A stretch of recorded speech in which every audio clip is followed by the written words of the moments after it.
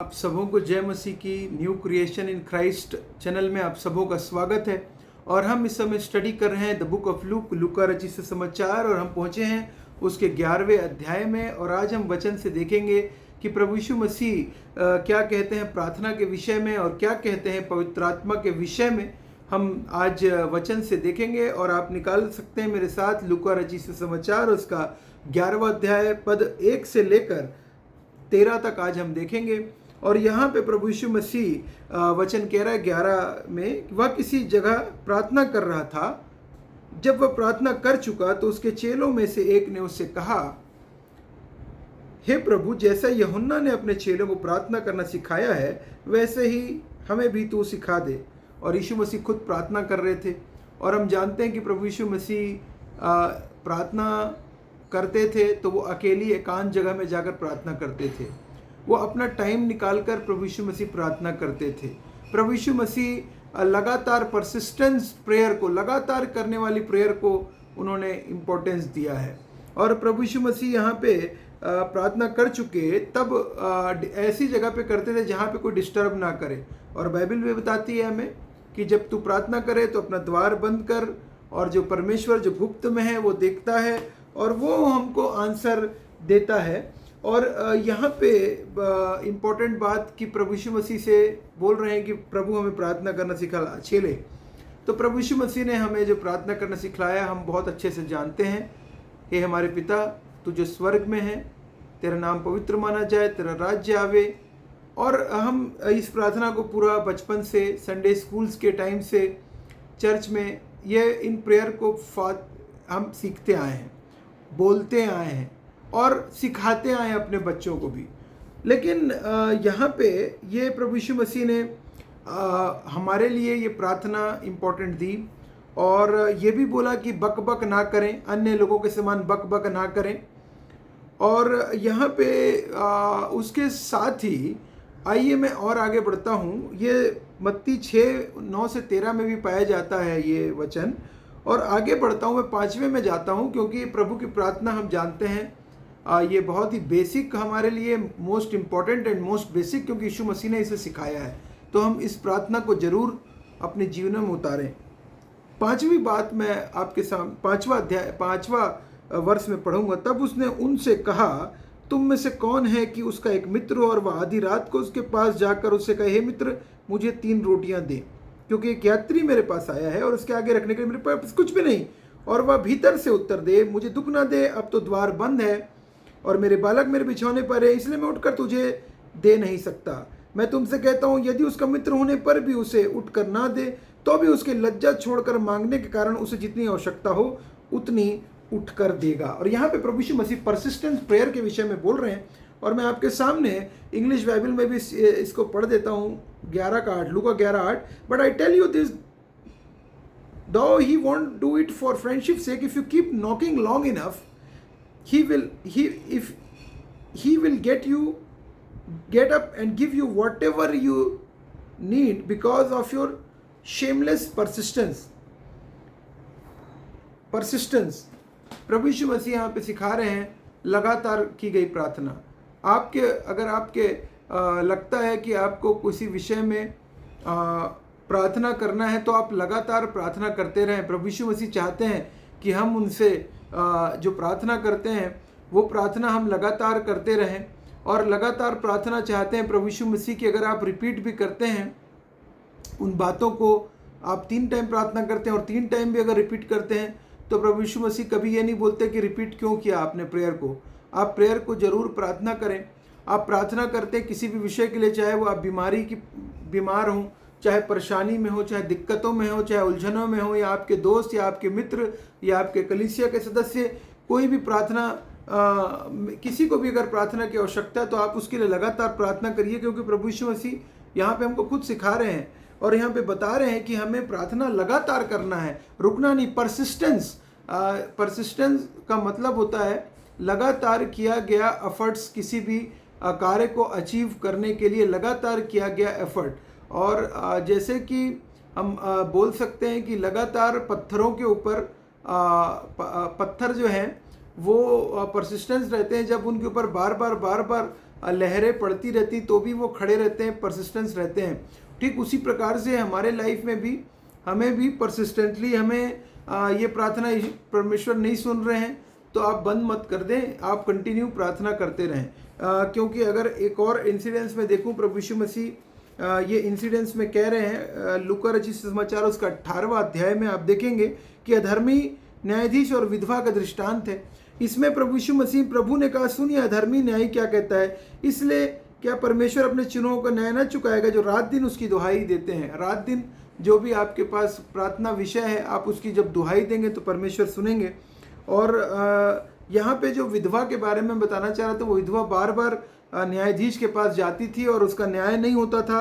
तो न्यायाधीश ने कहा कि कुछ समय तक तो वह ना माना, परंतु अंत में विचार कर कहा, यद्यपि मैं ना परमेश्वर से डरता ना मनुष्यों को कुछ परवाह करता हूँ, तो अभी यह विधवा मुझे सताती रहती है, इसलिए मैं उसका न्याय चुकाऊंगा। कहीं ऐसा ना हो कि घड़ी घड़ी आकर अंत को मेरी नाक में दम कर दे। इट मीन्स कि वो लगातार परसिस्टेंस थी और लगातार उसने एफर्ट्स लगाई, लगातार प्रार्थना किया, और जब उसके सन्मुख आई तो उस व्यक्ति ने उसका न्याय चुकाया। तो भी मनुष्य का पुत्र जब आएगा तो क्या वो पृथ्वी पर विश्वास पाएगा।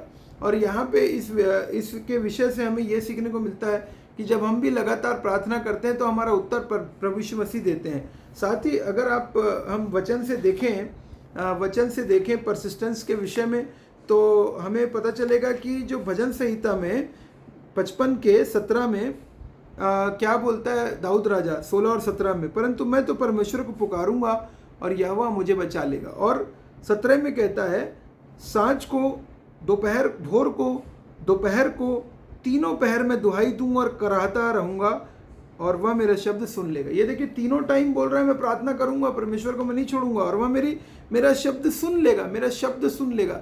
आप भी अगर हम भी अपने जीवन में ये बना लें 3 टाइम प्रार्थना करने का, किसी भी टाइम प्रार्थना कर सकते हैं आप और मैं तो, लेकिन हम एक नियम बना लें कि हम भी 2 टाइम प्रार्थना करेंगे या 3 टाइम करेंगे या 4 टाइम करेंगे या 5 टाइम करेंगे, तो परमेश्वर निश्चित रूप से आप जो भी प्रार्थना में रखेंगे, जिसके लिए भी रखेंगे, परमेश्वर निश्चित रूप से सुनने वाले, पुकारिए परमेश्वर को। और परसिस्टेंस के विषय में ये बहुत ही महत्वपूर्ण बात दाऊद राजा कहता है और हमारे लिए भी इम्पोर्टेंट है कि हम लोग किसी भी विषय को छोड़ ना दें, लेकिन प्रार्थना करते रहें। और आगे देखिए, वापस आता हूँ लूका में, क्योंकि एक यात्री मित्र मेरे पास, और आगे 8 में कहता है, क्योंकि 9 में, और मैं तुमसे कहता हूँ कि मांगो तो तुम्हें दिया जाएगा, मांगिए प्रार्थना में आपको मिलेगा, ढूंढो तो तुम पाओगे, खटखटाओ तो तुम्हारे लिए खोला जाएगा। और ढूंढने का यहाँ पे कह रहा है, मांगने का, ढूंढने का, खटखटाने का कार्य हमारा है। किसको? परमेश्वर के सामने, परमेश्वर के सन्मुख, उसके सन्मुख आप गिड़गिड़ाइए, गिड़गिड़ाकर, जैसे बाइबल भी कहती है ना, यर्मिया गिड़गिड़ाकर प्रार्थना किया और उसकी सारी प्रार्थनाएं सुन ली गई। और गिड़गिड़ाकर आप और मैं भी प्रार्थना करेंगे, परमेश्वर के सारे दासों ने गिड़गिड़ाकर प्रार्थनाएं करी और उनकी प्रार्थनाएं सुनी गई। हम भी गिड़गिड़ाकर प्रार्थना करें। और मैं तुमसे कहता हूँ कि मांगो तो तुम्हें दिया, क्योंकि जो कोई मांगता है उसे मिलता है, जो ढूंढता है वो पाता है, और जो खटखटाता है उसके लिए खोला जाएगा। खटखटाएंगे आप, प्रभु यीशु से दरवाजा खोलेंगे। मैं तुमसे कहता हूँ कि कौन पिता है कि जब उसका पुत्र रोटी मांगे तो उसे पत्थर दे, या मछली मांगे तो मछली के बदले सांप दे, या अंडा मांगे तो उसे बिच्छू दे। अतः जब तुम बुरे होकर अपने बच्चों को अच्छी वस्तु देना जानते हो, तो स्वर्गीय पिता अपने मांगने वालों को पवित्र आत्मा क्यों ना देगा। आप भी और मैं भी ये बात समझ लें कि प्रभु यीशु मसीह हम लोगों को द बेस्ट देते हैं, हम लोगों को द बेस्ट देने की कोशिश करते हैं, लेकिन हम लोग अपने आप से खुद क्या ले लेते हैं? हम लोग खुद बिच्छू ले लेते हैं। वो तो अंडा देना चाह रहे हैं प्रभु, हम खुद क्या ले लिए हैं अपने ऊपर? बिच्छू ले लिए हैं। और दूसरा, मछली देना चाहते हैं प्रभु यीशु मसीह, हम लोग क्या ले लिए? खुद लेना चाहते हैं सांप। या मछली मांगे तो मछली के बदले सांप, और यहाँ पे रोटी मांगे तो पत्थर हम लोग खुद चूज कर लिए, पत्थर। क्यों? हमें रुपये चाहिए, हमें पैसे चाहिए, हमें बंगला चाहिए, बड़ा बंगला, हमें गाड़ी चाहिए, हमें बहुत बड़ा बिजनेस चाहिए, करोड़ों अरबों रुपए चाहिए, खरबों रुपए चाहिए हमें। वचन कहता है रुपए का लोभ सब प्रकार की बुराई की जड़ है। इसे पाने का यत्न करने वाले बहुत तेरे लोगों ने अपने हृदय को दुखों से छलनी कर लिया है। बाइबल बता रही है इस बात को, और यहाँ पे प्रभु यीशु मसीह खुद कह रहे हैं कि क्या ऐसा कोई क्या हमें देंगे प्रभु यीशु मसीह ऐसे? अगर हम कुछ अननेसेसरी चीज़ों को मांगेंगे तो मिलेगा क्या? नहीं मिलेगी। अगर हम लालच और लोभ के लिए मांग रहे हैं प्रभु यीशु मसीह तो मिलेगा क्या? नहीं मिलेगा। क्यों देंगे प्रभु यीशु मसीह? गलत चीज़ नहीं देंगे आपको और मुझको। लेकिन अगर हम अच्छे मोटिव से मांगेंगे, जो सबकी आपकी भलाई के लिए, आपके परिवार की भलाई के लिए, समाज की भलाई के लिए हो, तो निश्चित रूप से प्रभु यीशु मसीह देंगे। और यहाँ पे इसीलिए प्रभु यीशु मसीह ने जोड़ दिया इम्पोर्टेंट, द मोस्ट इम्पोर्टेंट, अपने मांगने वालों को पवित्र आत्मा क्यों ना देगा? आपने अभी तक पवित्र आत्मा का सामर्थ और अभिषेक जो आपके अंदर पवित्र आत्मा तो दिया। प्रभु यीशु मसीह ने कहा कि मैं जाऊंगा और जाकर तुम्हारे लिए अपनी आत्मा भेजूंगा। जब तक नहीं जाऊंगा तब तक आत्मा नहीं आएगा। विश्वास करने वाले के लिए सब कुछ संभव है। प्रभु यीशु मसीह ने तो पवित्र आत्मा दिया, लेकिन क्या हमने उस पवित्र आत्मा को जो दिया गया है उसका अभिषेक पाया? क्या हमने उसको काम करने दिया अपने जीवन में? क्या वो पवित्र आत्मा हमारे जीवन में ऐसा कार्य कर रहा है कि वो दूसरों के कार्य में आ रहा है, चाहे वो प्रार्थना करने के माध्यम से, चाहे वो चंगाई के माध्यम से, चाहे वो अलग अलग परमेश्वर के राज्य के लिए कार्य करने के लिए, चाहे संसार में भी उत्थान के लिए, फॉर द पीपल के लिए कुछ आपका कार्य आ रहा हो।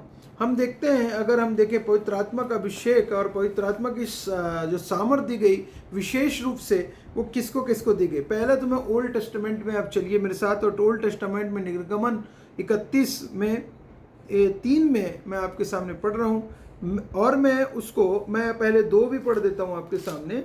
फिर यहोवा ने मूसे से कहा, सुन, मैं ऊरी के पुत्र बसलेल को, जो हुर का पुत्र और यहूदा गोत्र का है, नाम लेकर बुलाता हूँ। यहाँ पे बसलेल को परमेश्वर ने नाम लेकर बुलाता हूँ, और मैं उसको परमेश्वर की आत्मा से जो बुद्धि, परमेश्वर की आत्मा क्या है? कि आत्मा, देखिए, जो परमेश्वर की आत्मा है, जो बुद्धि, पहली बात, प्रवीणता दूसरी बात, ज्ञान तीसरी बात, और सब प्रकार के, चौथा, सब प्रकार के कार्यों की समझ देने वाली आत्मा है, परिपूर्ण करता हूँ। परमेश्वर ने बसलेल को परिपूर्ण करता हूँ, जिससे वह कारीगरी के कार्य बुद्धि से निकाल कर सब भांति की बनावट में, अर्थात सोने, चांदी और पीतल में, और जड़ने के लिए मणि काटने में, और लकड़ी पर नक्काशी का काम करे। और यहाँ पे देख लीजिए, परमेश्वर ने उसको इसलिए दिया था ताकि जो भवन बनाने जा रहा था, मूसा को परमेश्वर ने जो ब्लूप्रिंट दिया था परमेश्वर की भवन बनाने के लिए, टेम्पररी भवन बनाने के लिए, जिसमें कि परमेश्वर का आत्मा वास करेगा, उस टेम्पररी तंबू बनाने के लिए जो दिया था, उसके लिए, उसके अंदर रखी चीज़ों के लिए, वस्तुओं को किस प्रकार सजाना है, किस प्रकार से आर्टिस्टिक वर्क करना है, किस प्रकार से सोने, चांदी, पीतल जो उनके पास है उसको काटना कैसे है, ये सारे कार्य के लिए बसलेल चुना गया। उसको परमेश्वर ने चुना था ताकि वो बसलेल को परमेश्वर ने चुना था, और बसलेल जो था वो चुना हुआ था, परमेश्वर का चुना हुआ दास था। और उसके अंदर बाइबल बता रही देने वाली आत्मा, परिपूर्ण करता हूँ। आत्मा, कौन सा आत्मा? पवित्र आत्मा से परिपूर्ण किया। ये न्यू टेस्टामेंट की बात नहीं कर रहा हूँ, ये मैं ओल्ड टेस्टामेंट की बात कर रहा हूँ। मैं वापस आता हूँ न्यू टेस्टामेंट में, और न्यू टेस्टामेंट से अगर हम लोग निकाल लें तो प्रेरितों के काम में आप पाएंगे, प्रेरितों के काम में के 13 में, प्रेरितों के काम के 13 में कहता है, जब वे उपवास सहित प्रभु की उपासना कर रहे थे तो पवित्र आत्मा ने कहा मेरे लिए बरनबास और शाऊल को उस काम के लिए अलग करो जिसके लिए मैंने उन्हें बुलाया है। तब उन्होंने उपवास और प्रार्थना करके और उन पर हाथ रख के उनको विदा किया। और यहाँ पे पवित्र आत्मा के विषय में बाइबल बता रही है कि उन्होंने प्रार्थना किया और उपवास सहित पवित्र आत्मा ने कहा, जब बोला, तब उन्होंने शाऊल को और पौल को, शाऊल जो कि पौल कहलाता था, पौल को और बरनबास को परमेश्वर के कार्य के लिए उसने अलग किया। और साथ ही अगर आप देखें, हम निकाल लेंगे कि 13 के 9 में भी, इसी के 13 के 9 में भी देखिए, प्रेरितों का काम 13 के 9 में, तब शाऊल ने, जिसका नाम पौलुस भी है, पवित्र आत्मा से परिपूर्ण होकर उसकी ओर टकटकी लगाकर देखा और कहा, यहाँ पे देखिए, शाऊल जिसका नाम पौलुस, जिसको पौलुस का नाम दिया गया, बाइबल बोल रही है पवित्र आत्मा से परिपूर्ण होकर। जब आप पवित्र आत्मा से परिपूर्ण होकर टकटकी लगाकर देखा और कहा, हे सारे कपट सब चितराई से भरे शैतान की संतान, सकल धर्म के बैरी, क्या तू परमेश्वर के सीधे मार्गों को टेढ़ा करना ना छोड़ेगा? क्योंकि वो एक व्यक्ति था जो कि टोन्हे टाइप का टोटका करता था, उसको ये बात बोल रहे हैं पौलुस। और यहाँ पे हम देखते हैं कि पौलुस भी आत्मा से परिपूर्ण है। उसके अलावा अगर हम निकालेंगे तो हमें पता चलता है कि कैसे पतरस भी आत्मा से परिपूर्ण परमेश्वर ने उसको भी किया था। अगर हम एक्ट्स 4:8 निकालेंगे, इसी में एक्ट्स मैं आपके सामने निकालता हूँ 4:8, तो यहाँ पे वचन कह रहा है, तब पतरस ने पवित्र आत्मा से परिपूर्ण होकर उनसे कहा, हे लोगों के सरदारों और पुरनियों।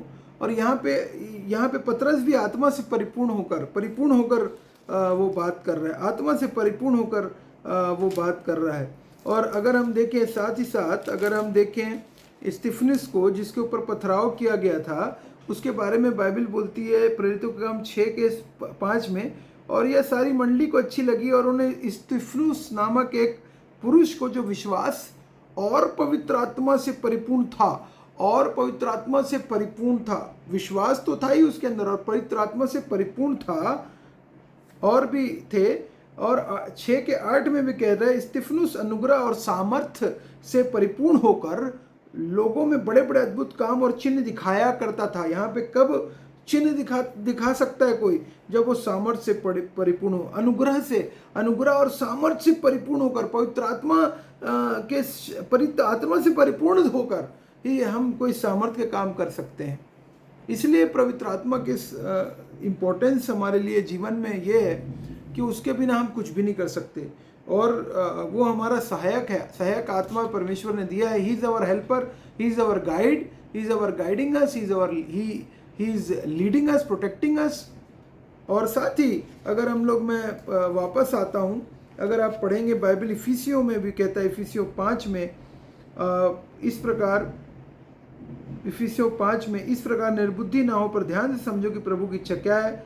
दाखरस से मत वाले ना बनो, क्योंकि इससे लुचपना और होता है, पर आत्मा से परिपूर्ण होते जाओ। कंटिन्यूएशन में आत्मा से परिपूर्ण होते जाओ, मतलब आत्मा जैसे जैसे आप परमेश्वर के निकटता में आते जाएंगे, जैसे जैसे आप परमेश्वर के नज़दीकी में, समीपी में बने रहेंगे, कंटिन्यूअसली बने रहेंगे, आप उसको पहला प्रायोरिटी देंगे, पहला प्रेफरेंस देंगे, तो आप भी परिपूर्ण होते जाते हैं। ये कंटिन्यूअस प्रोसेस है परमेश्वर के नज़दीकी, समीपी में आगे बढ़ते चले जाने का। पॉल भी जब पहली बार एनकाउंटर हुआ तो उसके बाद जब वो परमेश्वर का कार्य करना प्रारंभ कर दिया तो उसमें बहुत डिफरेंस था।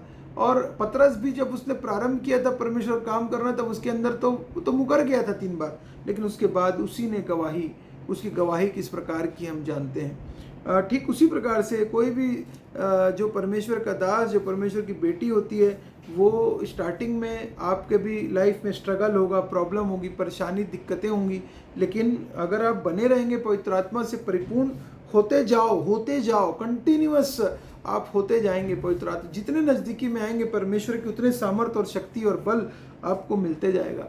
कंटिन्यूअस प्रोसेस है चेंज करने का मनुष्य को, और आपके अंदर चेंज आता जाएगा। पवित्र आत्मा आपको सुधारता जाएगा, सुधार आपके अंदर आएंगे, आपके अंदर चेंज दिखेंगे दूसरों को।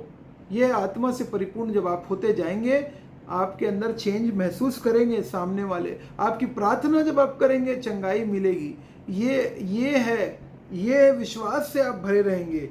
ये है परमेश्वर के कार्य के लिए पवित्र आत्मा से परिपूर्ण होना। और जब हम प्रार्थना करें कि परमेश्वर हमें भी अपने पवित्र आत्मा से ऐसा परिपूर्ण कर दें, भरपूरी दे दें, परिपूर्णता दे दें कि हम भी जिसके लिए भी आप प्रार्थना करेंगे, परमेश्वर उस प्रार्थना को सुनेगा और प्रार्थना का आंसर परमेश्वर देंगे, और परमेश्वर चंगाई भी देंगे।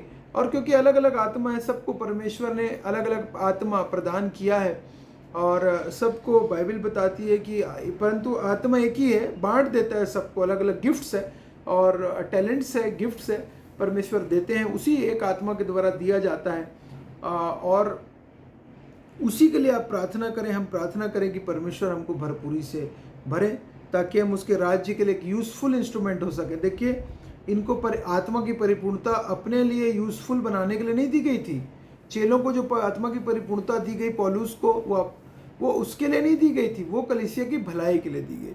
पतरस को पतरस के लिए बस नहीं दी गई थी, पतरस के द्वारा बहुत सारे यहूदियों के बीच मध्य परमेश्वर का प्रचार के लिए कि वो यूजफुल हो सके, पौलुस को यूजफुल हो सके। स्तिफनुस का पथराव तो किया गया था, स्तिफनुस मारा तो गया था, लेकिन उसके लिए अकेले के लिए नहीं, पूरे जगह में उस बात का प्रचार प्रसार परमेश्वर के कार्य के लिए हुआ। उसी प्रकार से बसलेल के विषय में पुराने नियम से हम देखते हैं कि वो उसको बुद्धि ज्ञान उसके लिए नहीं दी गई थी, लेकिन उसको दी गई थी ताकि वो परमेश्वर के भवन को जो तंबू जो फर्स्ट टेबरनेकल का बनाने का कार्य उसको दिया गया, समझ के बुद्धि प्रवीणता ज्ञान सब प्रकार के कार्यों की समझ, और वो आत्मा की परिपूर्णता उसको इसलिए दी गई थी ताकि वो सारे यहूदियों के लिए यूज़फुल हो सके। आपको और मुझको भी इसीलिए दी गई है ताकि हम भी यूज़फुल हो सकें परमेश्वर के राज्य के लिए, यूज़फुल हो सके उसकी ग्लोरी के लिए, यूज़फुल हो सके उसके किंगडम के लिए और उसके किंगडम वैल्यूज़ के लिए। हम आप सबों को परमेश्वर बहुतायत से आशीष दे, आप सबों को आत्मा की परिपूर्णता दे, और मुझे भी आत्मा की परिपूर्णता में लेकर जाए दिन प्रतिदिन अपने नज़दीकी समीप में। आप मेरे लिए प्रार्थना करें, और हम भी हर एक के लिए प्रार्थना करते हैं जो भाई बहन हमारा देख रहे हैं, जो नहीं भी देख पा रहे हैं, हम उनके लिए भी, हमारे मसीह भाई बहनों के लिए, साथ ही दिन दुखनाथ अत्याचार गरीबों के सबों के लिए हम प्रार्थना अगुवाई चाहते हैं। आप सबों को परमेश्वर बहुतायत से आशीष दें। जय मसीह की।